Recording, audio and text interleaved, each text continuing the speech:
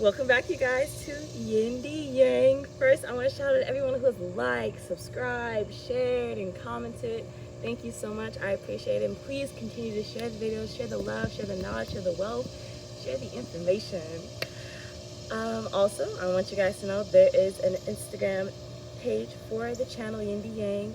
The Instagram page is yinDyang, so it's y.indya.ng. Follow Instagram channel for Instagram page for updates and a little bit more juice for the sauce, okay? So today we are talking about menstruation. Ooh, y'all like that run? Okay. So a lot of times the topic of menstruation is very taboo for some reason in our society, but today we're going to break it down and we're going to see the power behind menstruation. This video series, I believe, is going to be cut into two parts. First part is the power of menstruation, and the second part, those who don't have it. And for the second part, we're going to be talking about how, if you're not a person who menstruates,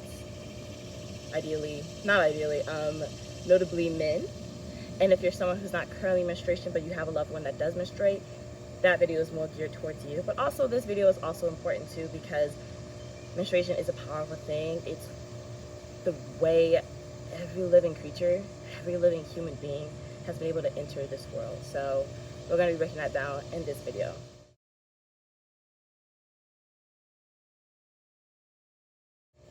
Because menstruation has been so taboo in our society, and the way we talk about it has been with an air of disgust, we need to really check our outlook and mentality on what menstruation really is. Instead of looking at it as something to dread, we should look at it with anticipation, a chance to dig a little deeper with ourselves to realize, okay, what are our triggers, how are things we can grow, or how are ways we can grow, how are ways we can pour more into ourselves. And that's the opportunity we have when we do menstruate.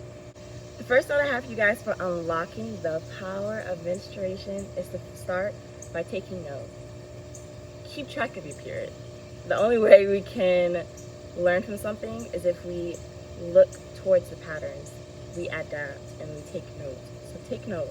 You start by using an app. I just use my favorite app that has a option to track your periods. It also allows you to track your symptoms of PMS, your premenstrual symptoms. And if you don't have a Fitbit or if you don't have an app to track, just go onto the App Store and search up different apps for tracking menstruation. So our second point is going to be more geared towards how can you help your body so that you can better listen to your body. When our body is in a state of dis-ease, our patterns and our own system cycles, they get out of whack and they fluctuate, and it's harder for us to keep track. So this may manifest itself as irregular periods, very painful cramps, and periods that last longer, or periods that are super short, like strangely short, like is that even a period? Kind of short. I'm noting this point because if you want to become more in tune, more in one with your body, you have to get it to its optimal state of performance. And part of that is you ridding your body of things that cause disease, things that cause not only disharmony in your body system, but also in your soul, in your heart, in your mind, and the way it impacts your emotions. So this means watching your diet, having regular exercises, watching your state of mind, your stress levels, and the general environment you're in. Because if you're also surrounded by pollutants and toxins, that is also going to affect you. If you, even just like secondhand smoke, carbon monoxide, those things impact your system too. So keep a watchful eye on what environment you are in. Having a balanced lifestyle will enable you to not only pick up subtleties and changes in your daily habits, but also changes subtleties in your body. Because when you know your body and you know what it's like when it's healthy and balanced, you'll be more keen to picking out when it's out of balance and when it's in disharmony. And when you do notice those points, you'll be able to address your body to heal so that it can't get out of its state of disease. So now that you've gotten to the point where you know your patterns, you've gotten your body out of state of disease, now the third point is about what kind of symptoms you experience before you're about to menstruate and during, so that way you can better keep track of your body, know when you're about to menstruate, and you can keep up on the warning signs to get ahead of it instead of getting behind it. So if you tend to get sick right before you start cycling or during your menstruation, the obvious answer, pack up on your vitamin C, make sure you're eating lots of fruits and vegetables during that time, avoid junk food.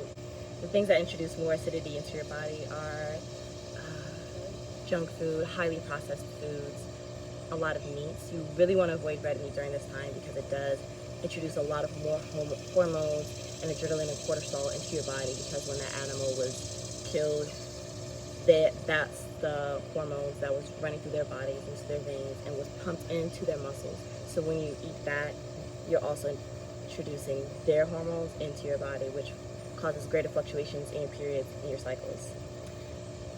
Also, if you do tend to get sick, you want to avoid large crowds, because if your immune system is a little bit more weaker during that time period, you might get sick, okay?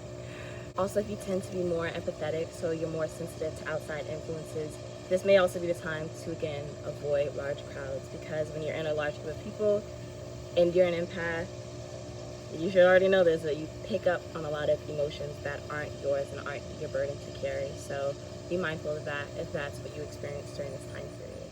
So if during this time period you also experience severe cramping or even just a little cramping, once again, watch what you eat. The red meats will also influence this. Processed foods, those are all contribute to the state that your body's in and cause you to have more cramping.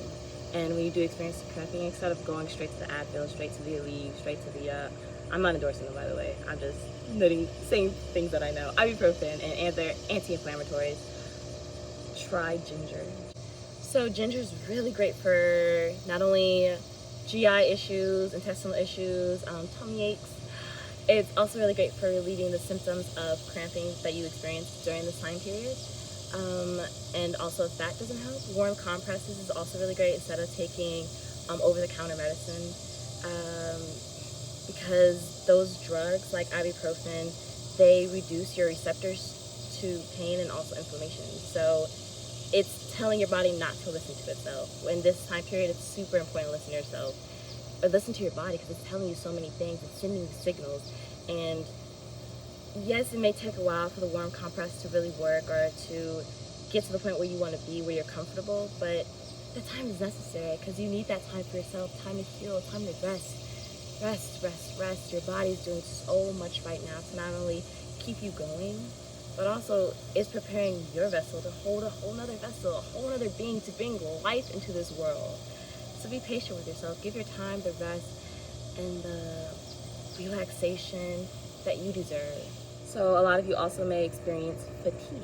And so during this time period, although you probably just want to sleep all day long, I get it, I'm that person, you have to also stay physical. Now this means doing light exercises, so walking, doing yoga. Yoga is also great for relieving tightness in your lower abdominal region, your pelvic bowl. You gotta stretch it, because right now your muscles are very tight and condensed because it's shaking your uterine wall, your uterine lining, so that you do shed that, and that's what that ischial blood and the bleeding is from. So your lower abdominal muscles, not your abs, but like your lower, you guys know what I mean.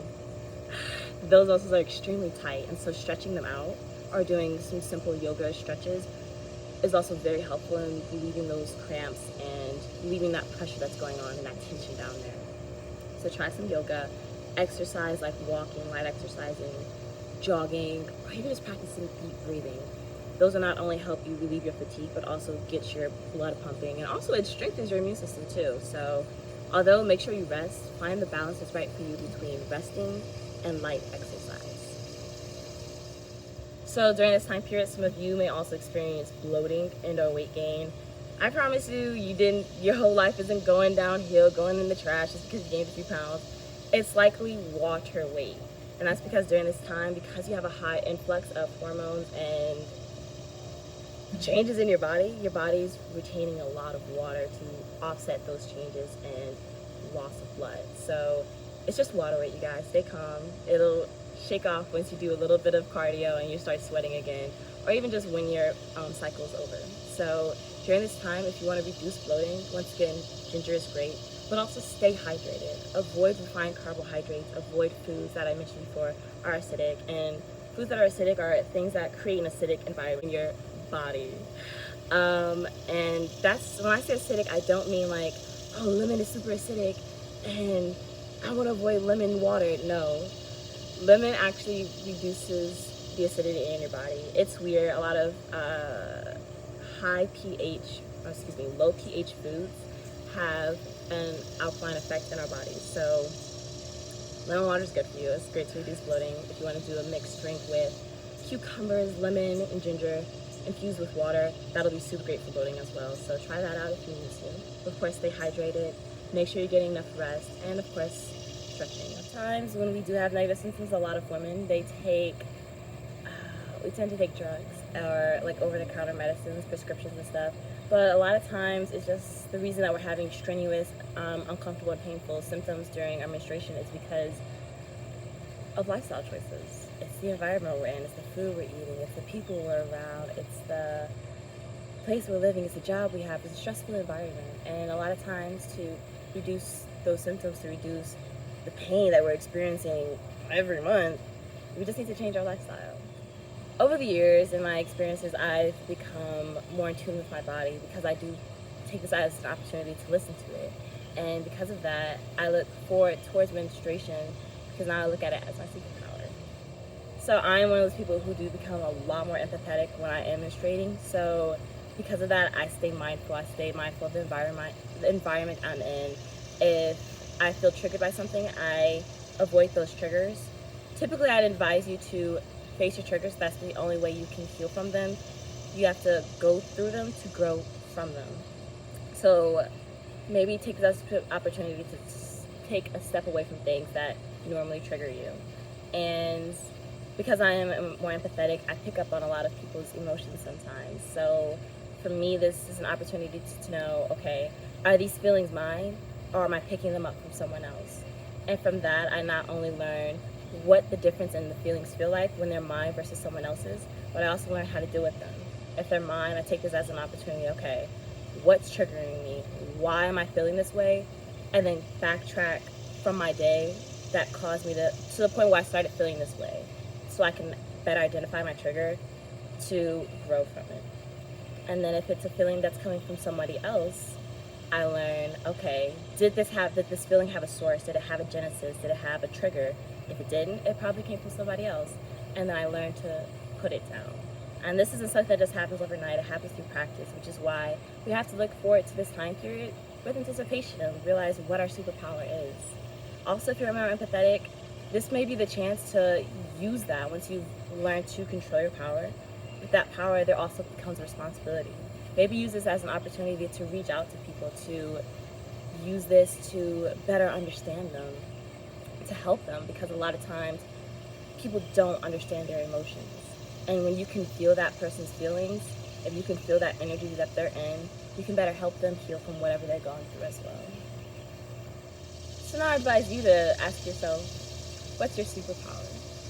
There's also a quote by Paulo Coelho from the book The Alchemist, one of my favorites. You guys should check it out. Highly recommend. 10 out of 10. And the quote is, "A blessing ignored becomes a curse."